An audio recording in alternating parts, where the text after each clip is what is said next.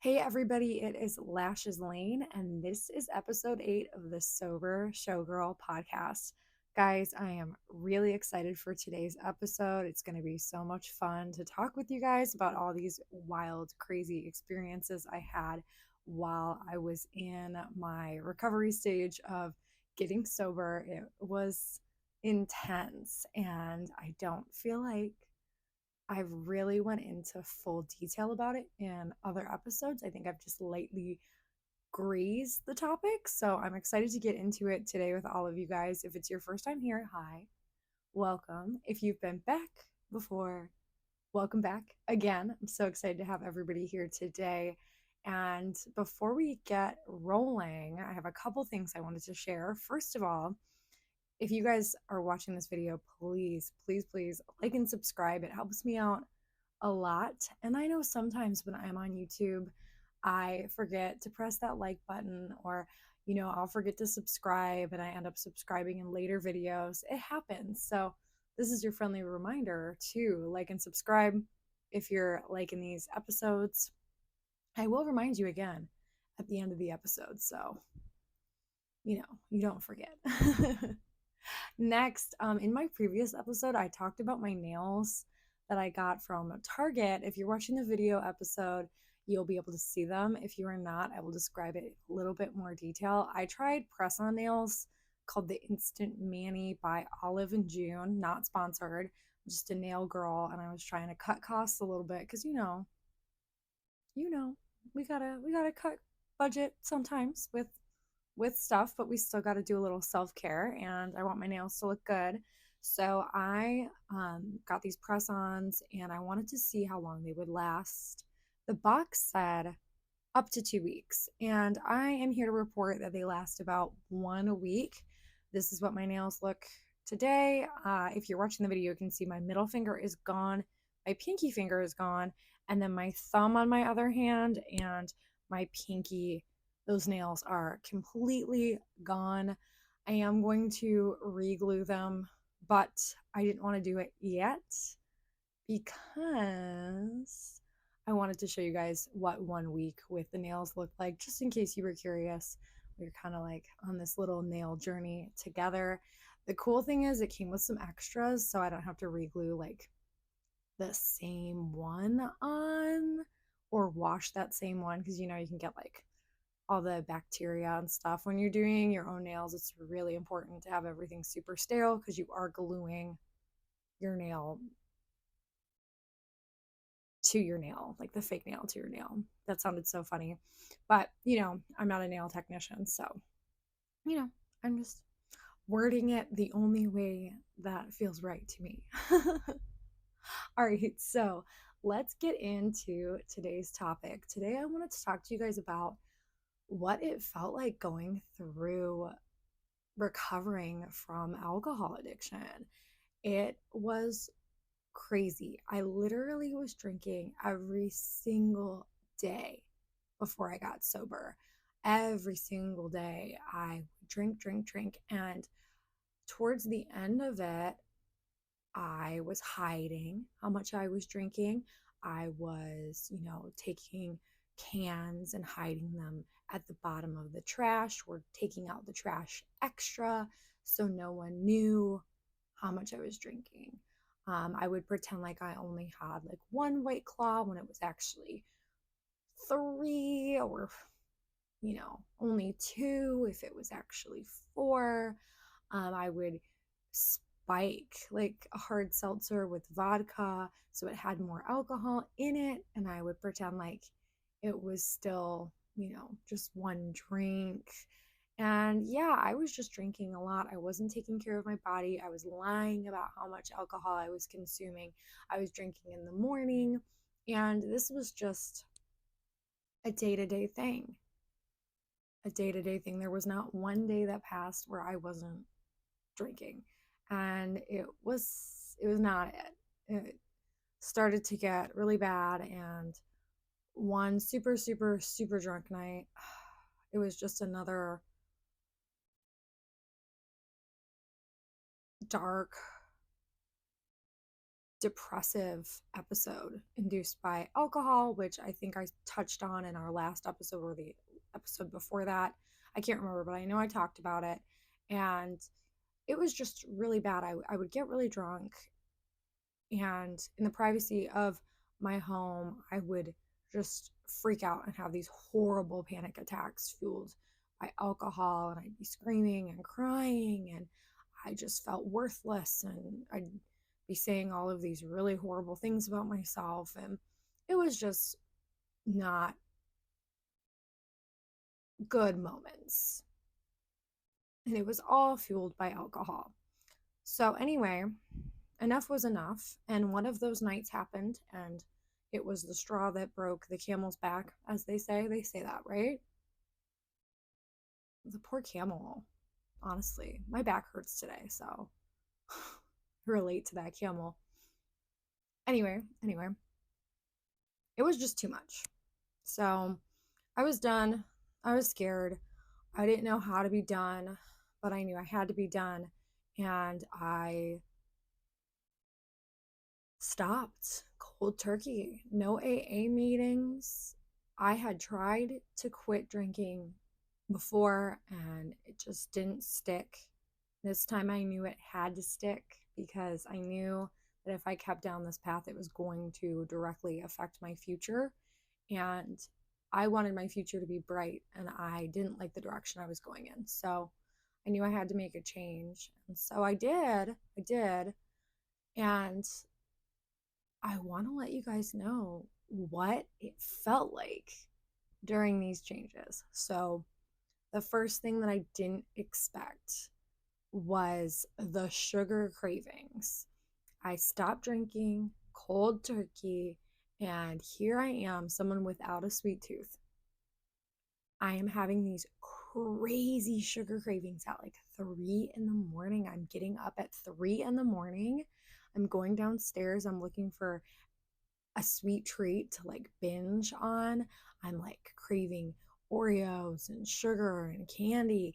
And again, I don't really have a huge sweet tooth. It's not something that I would normally crave. So that shocked me. And then when I was on sober TikTok and doing more research on sobriety, I found that a lot of people also experience these wild sugar cravings as well. And it just was something that I didn't expect. And it threw me. It threw me. I didn't expect it. So I stocked up on some sweet treats for myself.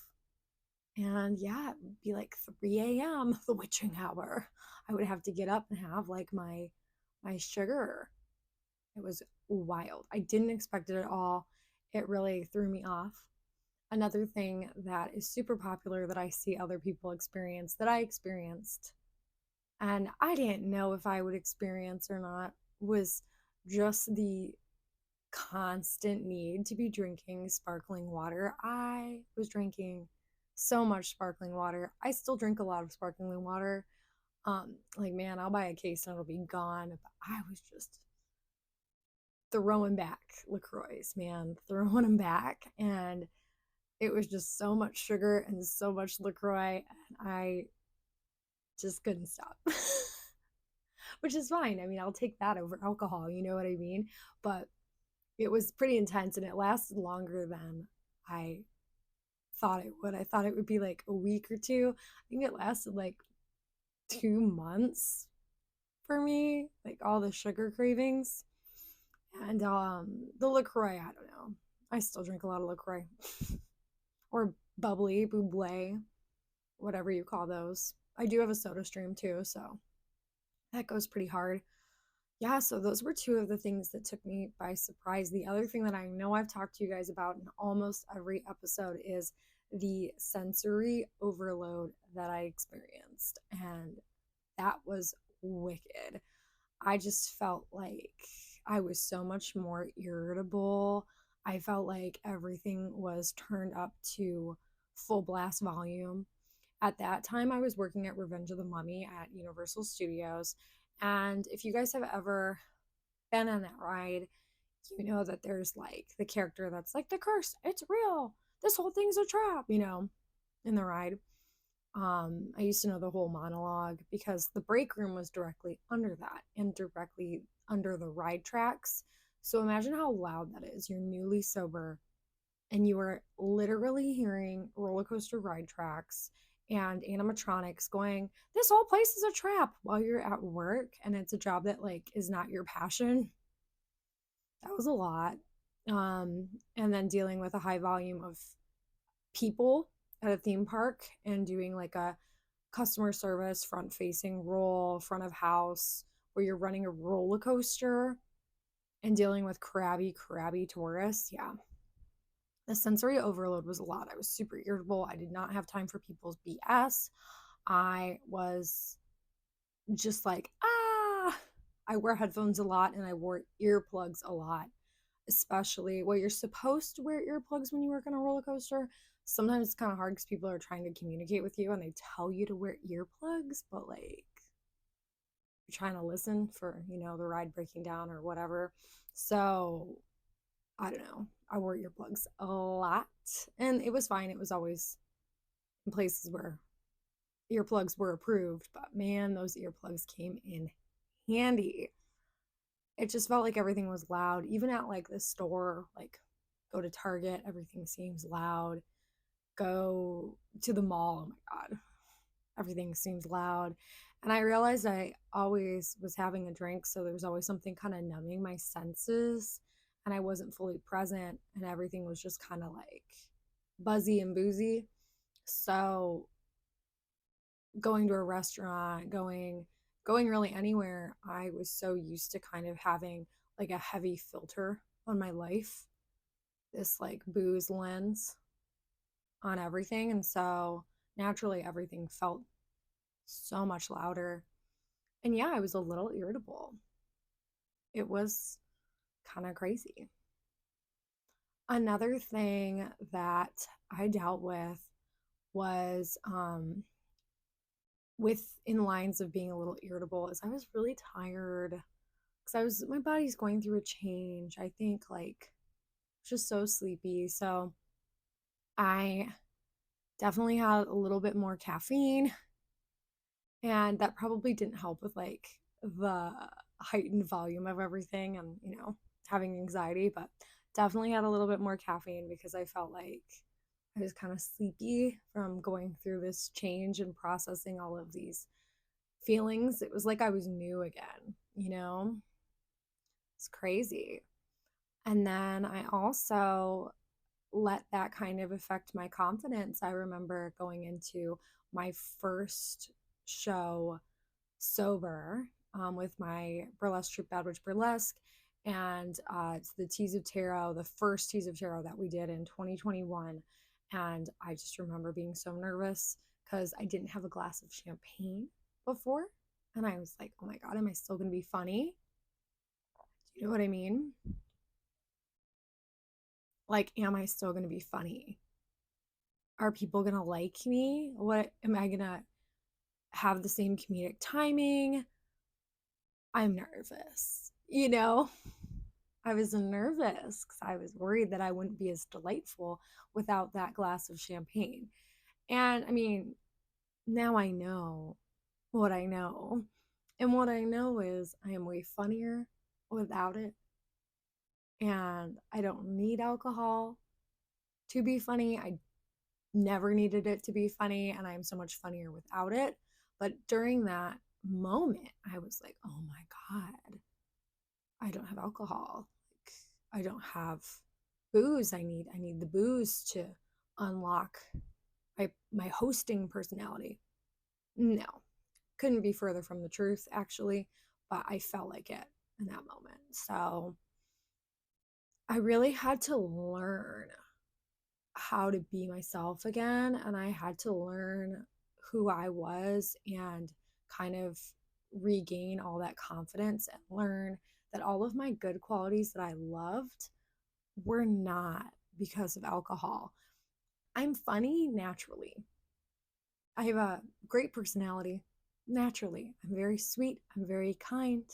And I can get up on a microphone and talk to a whole crowd of people without being shy. I've never been shy since I've been a kid. And I don't know what happened where I thought that I needed a drink to talk to people, but I will talk to every stranger, every dog, every cat, every human in the world totally sober. And I don't know what happened where I thought that I needed alcohol to be a funny host because I've always been really outgoing. So I don't know. I had to relearn that about myself. I had to learn who I was again. And that was something that I didn't expect that I would have to do. I had to get to know myself again as a person. And yeah, that was crazy. And I know I've talked about it a couple times on the podcast, getting to know yourself again, getting to know what you like, getting to know who you are without alcohol is something that you got to do when you get sober. And man, it can be intimidating, but to really get to know yourself and to love yourself and to know who you are booze free is just the coolest thing.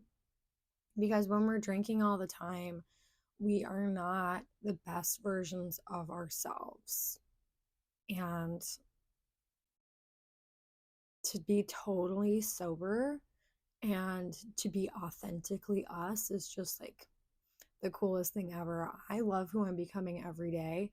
And I couldn't say that honestly, like honestly, when I was drinking every day. So that was something that I had to really go through in my early days of sobriety. And honestly, getting to know yourself, I think, is the part that takes the longest.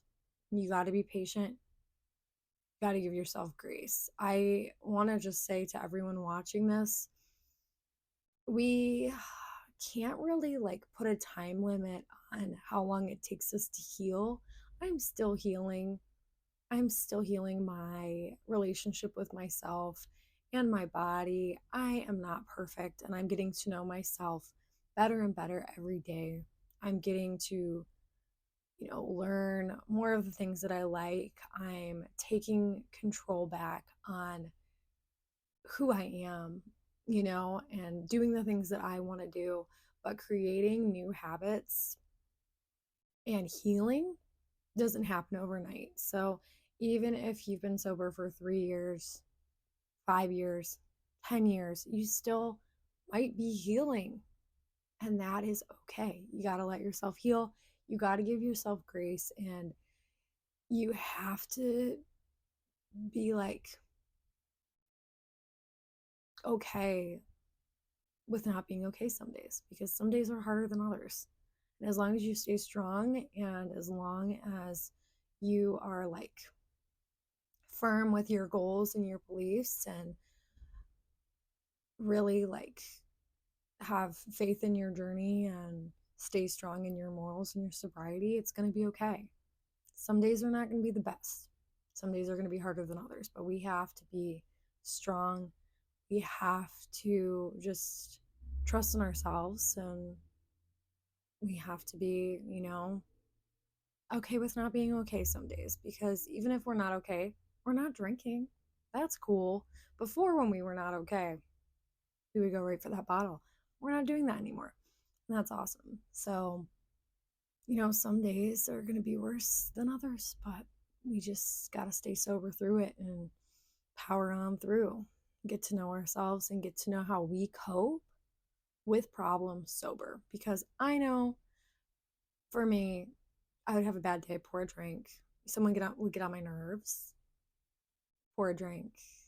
That cute guy at the party is not paying attention to you and he's flirting with a different girl. Pour a drink. And you know what? It got messy, it got embarrassing, and it wasn't an accurate representation of how we as humans want to cope with our problems, right? We've all been there. It's not how we want to cope. It's not how we really authentically would react to certain predicaments sober, right? So learning how we deal with problems takes a while because we have to like get to know who we are again. So that's another thing that took me a while in my early days of sobriety and honestly that I'm still figuring it out. Like I don't know if that was a proper sentence, but we're going to roll with it. I am still figuring out who I am, but I can tell you honestly, I really like who I am and who I'm becoming. So that's the most important thing. I am proud of myself. I'm proud of you guys. And I think that it's really cool that we're doing this and that, you guys are here with me. Those are a lot of the things that I experienced when I was getting sober. I, was kind of cranky. I was dealing with sensory overload. I was dealing with alcohol cravings. Ooh, that one I did not talk to you guys about yet. The cravings were real, guys. And as I've said before in previous episodes, I got a lot of the non alcoholic wines and mocktails, and I would make a lot of mocktails at home and drink non alcoholic wines to help me get through the cravings. Pick a drink. I'll say it in every single episode. Pick a drink that makes you happy that is non alcoholic. That's your new comfort drink because you're going to need one because we're so used to sipping on something when we are having a bad day or when we're stressed out or when we're sad. We made alcohol our coping mechanism, right? So if we don't have something to sip on, it's going to make us a little cuckoo bananas, especially when we're going through cravings and recovery in those early days. So pick something that makes you happy that is booze free. There's a lot of good stuff out there that's non alcoholic. It's so much more than just like a sparkling water nowadays. There's a lot of really great stuff like L-theanine, magnesium. One of my friends is really into kava drinks, and I haven't tried those yet, but there's a lot of really good stuff out there um, that might work for you. So figure out what aligns with your morals and visions, and there's CBD stuff. If you don't do CBD, don't do the CBD, but if CBD is for you, maybe try like a CBD water, CBD drink. There's a lot of really cool relaxing drinks out there. And you just got to pick something that is going to be your new favorite that is aligning with your new lifestyle, which is being a booze free boss. But yeah, I had a lot of cravings. So I think those are like my main ones. I had sensory overload. I was cranky. I had alcohol cravings. I was kind of sleepy. I was having a lot of sugar cravings. And I also was drinking a lot of sparkling water, like a lot, like a crazy amount. And those were really my main symptoms of recovering from alcohol addiction. Now, I will say I really did lean on the non alcoholic wines. I say this in every episode because I like to be honest.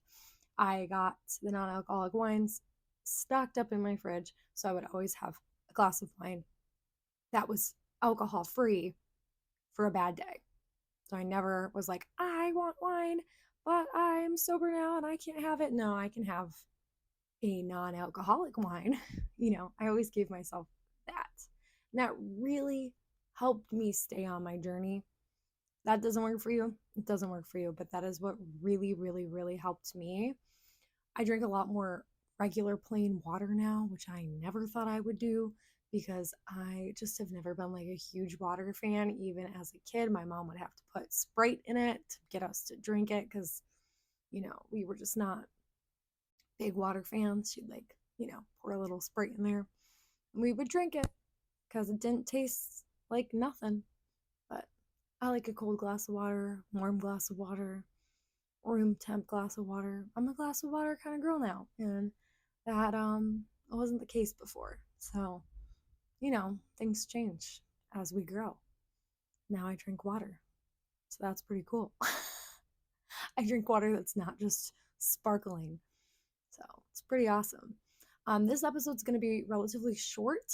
I have a migraine, which I don't think I told you guys, and I'm looking at all of these bright lights, and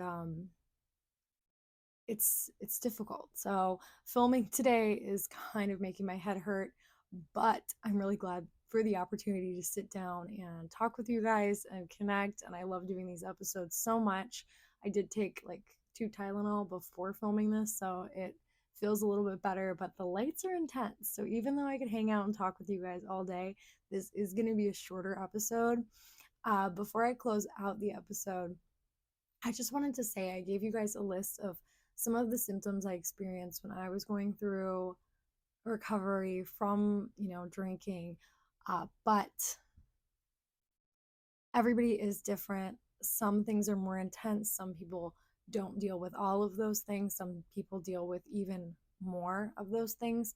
I didn't go to any AA meetings. I just joined Facebook groups and online support systems like through Facebook. Really, that's pretty much the only thing. And I looked for, groups on Instagram and watched a lot of videos on TikTok. So I did it solo. If you need to join a group, there's so many resources out there. So stay strong. If your symptoms are making you feel crazy, just know that you are not crazy. Your body's just adjusting to something super new. We got so used to living a certain way and essentially putting poison in our bodies that our bodies have to kind of figure out what they're doing. Like our bodies are like, whoa, what's happening? So just give yourself some grace. Be patient with yourself. If you need to rest, rest. It is okay. If you need to skip out on a party, skip out on a party. Don't go. It's okay. Give yourself time to rest. Give yourself grace. Be patient with yourself. And just know that this is only like the beginning of your journey. These symptoms don't last forever. You're not going to be waking up at 3 in the morning, binge eating Oreos for the rest of forever. Just for a little while. Sugar cravings go away. The sensory overload goes away. The crankiness goes away. You are going to adjust to your new lifestyle and it's going to feel so good. So even if it feels a little overwhelming now, it's going to feel better. The cravings get better. Everything gets better. I do recommend earplugs for anyone who's going through sensory overload. They have little loop ones on Amazon. I would get like something that at least is a noise reducer because everything can seem really loud and earplugs are very, very helpful, especially for like large events, festivals, conventions, grocery stores. Just get yourself a little something. Take care of you. Don't be embarrassed. Never be embarrassed. This is just a part of your new adventure. I love you guys so much. That's going to conclude today's episode. I am performing this weekend at MegaCon in Orlando, Florida for 3 days, Thursday, Friday, and Saturday with my husband's band, Sid Stratton. I'm going to be singing one song and go-go dancing. If you guys see me there, be sure to say hi, give me a hug. It's going to be great. I do have an episode coming out on Tuesday next week, so stay tuned. And then if you guys are liking these, please like and subscribe. Helps me out a lot. Again, like I said at the beginning of the episode, I told you I was going to remind you. So if you didn't subscribe and like this video, then please do so now because it really means a lot to me.